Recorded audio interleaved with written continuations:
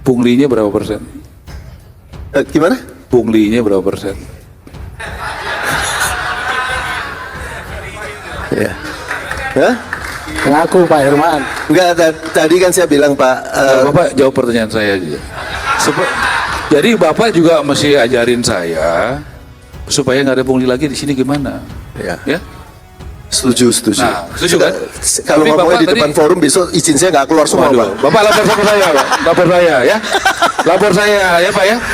Kalau bisik-bisik berani ya. Lapor Kalau saya di ya. Iya. forum. Pak, telepon saya 0811 22 4235. 0811 22 4235. Ya? Iya Pak. Jadi Bapak Oke. juga belum jujur karena Bapak nggak berani ngomong itu ya. Jadi nanti Bapak tolong sampaikan ke saya. Di Indonesia ini repotnya kita ngomong yang benar itu minta maaf atau nggak berani, Pak. Jadi tadi juga Pak Menteri kan mengatakan bahwa mau mereduce cost. Kalau kita lihat dari komponen cost dari 100% itu 20%, 17 sampai 18% itu dipajak. PPHTB, PPN, PPH, PPN memang FLPP tidak, tapi yang di Jabodetabek kena PPN. Padahal itu rumah sederhana. Jadi 17 sampai 20% ada di pajak, 7 sampai 8% itu ada di karena izinnya terlambat, akhirnya kita bayar bunga. Jadi sisa yang sebetulnya untuk pembangunan itu cuma 75%. Dari 75% untuk tanah itu 40%. Untuk infrastruktur kira-kira 15% dan untuk bangunan kira-kira 55%. Sehingga kalau mau di reduce cost yang mana, misalnya pajaknya hilang, maka dia tinggal 80%. Izinnya dipercepat, maka dia tinggal 70%. Tanahnya diambil dari tanah sitaan, maka sebetulnya cost-nya ini cuma 40 sampai 55%. Nah, ini yang supaya bisa dilihat mana yang mau dibuang. Aja Pak ya. Saya justru mau kasih contoh, berdiri ya Pak, berdiri ya Pak. Ya. Saya mau kasih contoh, doain saya lah, bagaimana tanah-tanah sitaan ini ataupun tanah negara bisa sebagian menjadi milik rakyat. Karena saya udah belajar itu Pak, walaupun belum sedetail Bapak. Jadi saya senang dengarnya. Ya, jadi tadi kan tanah 40% ya Pak. Ya 40% dari 75%. Karena kita kan dari 100 diambil dulu di pajak. Berarti 40 dari 75%. Iya. Berarti kira-kira 55%. 30% Pak. 30%, pajaknya 20%, lalu Iya. Jadi kalau bunganya. komponen tanah sama pajak sama izin beres, Iya. Itu udah- kita tinggal sisa tinggal 60%, 50%. Bapak jadi pengusaha udah berapa lama? Saya dari tahun 83, malu kalau ngomong. Oke. Punglinya berapa persen? Gimana? Punglinya berapa persen? Ya. Hah? Ngaku Pak Herman. Enggak, tadi kan saya bilang Pak, Bapak jawab pertanyaan saya aja. Jadi Bapak juga mesti ajarin saya supaya nggak ada pungli lagi di sini gimana? Ya? setuju. Nah, setuju kan? Kalau Tapi ngomongnya Bapak di depan tadi- forum besok izin saya nggak keluar semua Pak. Waduh, Bapak lapor sama saya, Pak. Lapor saya ya. Lapor saya ya Pak ya. Kalau bisik-bisik berani ya. Lapor Kalau saya di ya. forum, Pak, telepon saya 0811 22 4235. 0811 22 4235.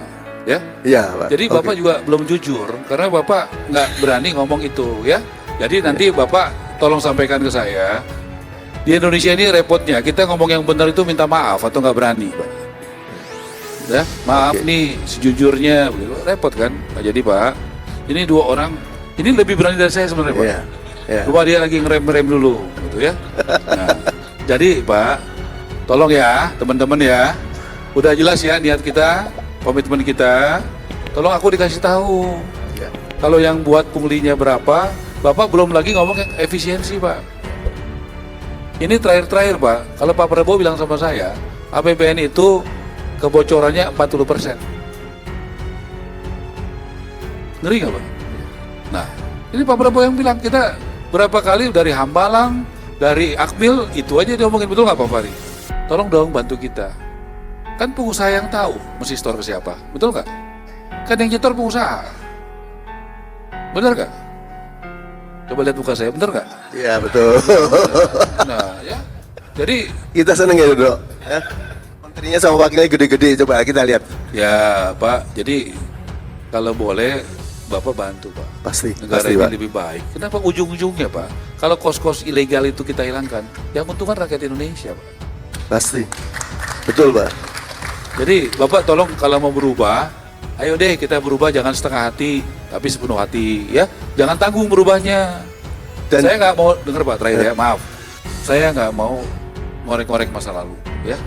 Yang masa lalu udahlah ya gitu ya. Saya mau bicara ke depan. Itu ya. Itu aja. Jadi yang masa lalu Non-performable untuk rumah sederhana, Pak, itu paling kecil. Jadi karena itu rumah dia satu-satunya, dia nggak mungkin nggak bayar. Jadi kalau tanya BTN, NPL-nya paling kecil tuh rumah sederhana. Pak, itu saya setuju Pak. Makanya saya bilang di RUT BTN, bagaimana dari 300.000 jadi 1 juta.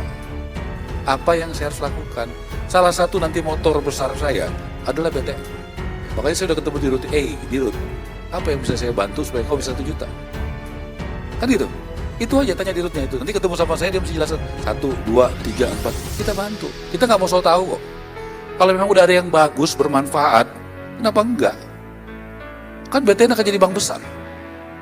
Ngapain lagi mesti korporasi segala macam, urus aja ini. Kalau bisa 1 juta rumah 1 tahun, tugas saya akan banyak terbantu oleh BTN. Nah BTN tapi saya harus bantu dulu, apa masalahnya? Jadi kita saling bantu lah. Bapak bantu saya mencapai tugas dari Pak Prabowo, saya bantu Bapak mengatasi kesulitan Bapak. Enak kan begitu Pak? Sama kayak Bapak ngomong tadi, saya boleh nggak Pak, kita buat sejarah di Indonesia, harga rumah buat rakyat turun, boleh nggak Pak? Saya berdoa sama Tuhan, semoga saya dikasih kesempatan melakukan itu Pak. Harga rumah di Indonesia bisa turun. Boleh nggak gitu Pak? Ya? Ya kan Pak? Boleh nggak itu dijadikan tekad kita bersama Pak? Ya? Nah tapi syaratnya Bapak juga masih berani ngomong yang benar. Pak Ara ini yang nggak benar, yang ini begini. Kalau nggak, nanti Bapak komplotan di belakang saya kan susah. Iya kan? Oke, salaman dulu deh. Udah tuh salaman dulu ya. Benar ya? Ya, udah ya. Biar terbuka kok gitu ya.